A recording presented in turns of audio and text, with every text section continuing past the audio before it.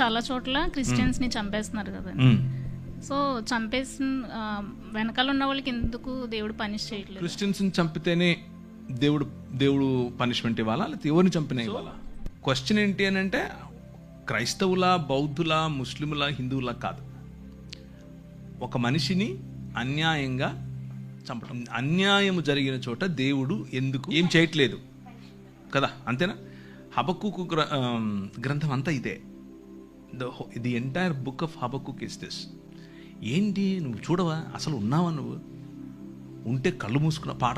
పాట కూడా పాడారు ఒక ఆయన పాత రోజుల్లో. ఉన్నావా, అసలు ఉన్నావా, ఉంటే కళ్ళు మూసుకున్నావా. దిస్ ఘంటసాల గారు పాట. భక్త తుకారం చూసారా? అందరు భక్తులకు ఇదే క్వశ్చన్, మీకొకరికే కాదు, ప్రపంచంలో ఉన్న అన్ని రకాల భక్తులకు ఇదే క్వశ్చన్. అయితే భక్తులు ఏం ఎక్స్పెక్ట్ చేస్తారంటే జరగంగానే ఆయన కత్తెత్తుకొని వచ్చేసి వేసేయాలనుకుంటారు. But God doesn't work like that. ఆయన అలా పనిచేయడు. ఆయన ఏమంటాడు అని అంటే, నా ప్లాన్ ఒకటి ఉంది, నేను చేస్తున్నా. అప్పుడు హబక్కుకు కోపం వచ్చి దాన్ని ఏమంటారు, అలిగితాడు. అలిగి పై గోపురం ఎక్కి మఠం వేసుకొని కూర్చుంటాడు. నువ్వు చెప్పు నాకు ఇప్పుడు ఆన్సర్ అని.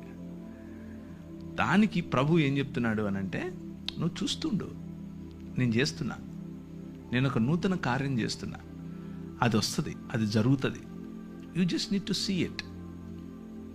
భక్తిహీనులు ఇలా అయిపోతే, భక్తిహీనులు అసలు భక్తి లేని వాళ్ళు మాకంటే తక్కువ నీతిపరులు వచ్చి మాకు బుద్ధి చెప్తారా అనేది ఆయన క్వశ్చన్.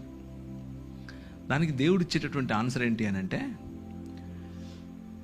నువ్వు చాలా భక్తిపరుడు అని నువ్వు అనుకుంటున్నావు, ఇశ్రాయేలు, యూదా.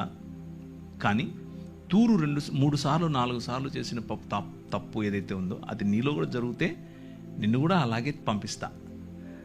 దమిష్కు 3 సార్లు 4 సార్లు చేసిన తప్పు ఏదైతే ఉందో అది నీలో ఉంటే నిన్ను కూడా అదే చేస్తా. హోషేయ గ్రంథం అంతా ఇదే. సో చిరుత పులుల వల్ల ఎగిరేటటువంటి గుర్రాలు కలిగినటువంటి కల్దీయులను లేపి మీ మధ్యకు తీసుకొస్తా. ఆ కల్దీయులు మిమ్మల్ని చెరపట్టుకొని పోతారు. మేము హింసింపబడటం నీకు ఇష్టమా అని అడుగుతాడు ఈయన.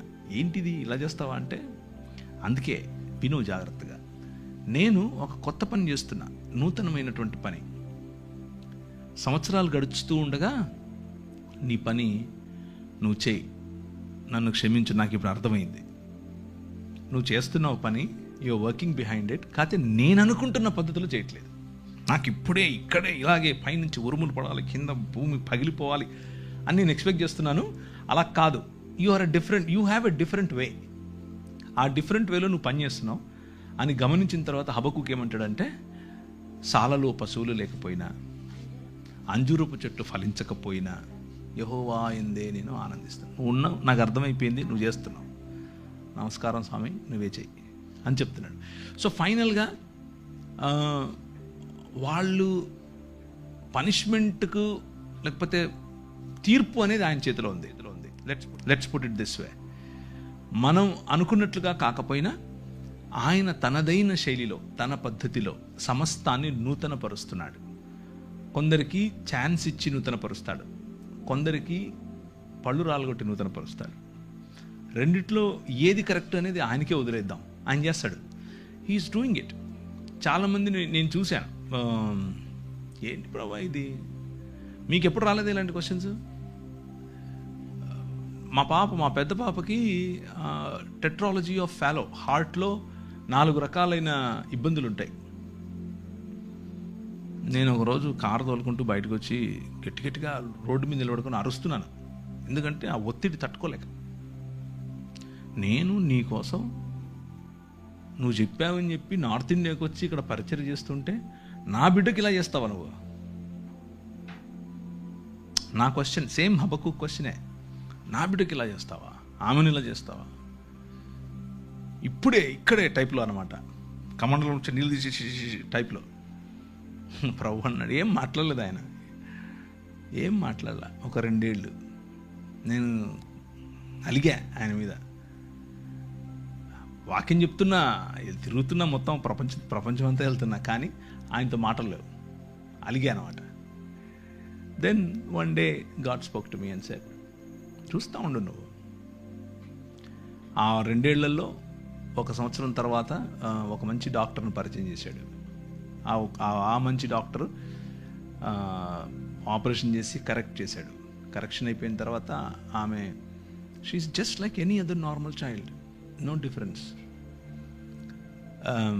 సో మనం అనుకుంటున్నట్లుగా కాకపోయినా ఆయన ఈ ప్రపంచంలో నూతనంగా ఏదో చేస్తున్నాడు. దాన్నే మనం నూతన సృష్టి అంటున్నాం, దాన్నే దేవుని రాజ్యం అంటున్నాం.